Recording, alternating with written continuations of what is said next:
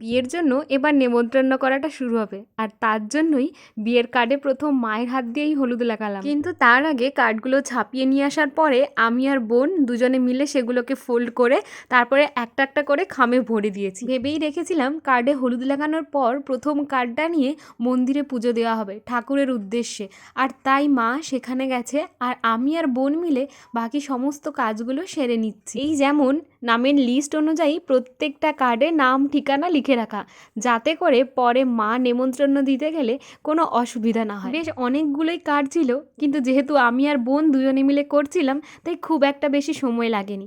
আর এই হচ্ছে আমার বিয়ের কার্ড।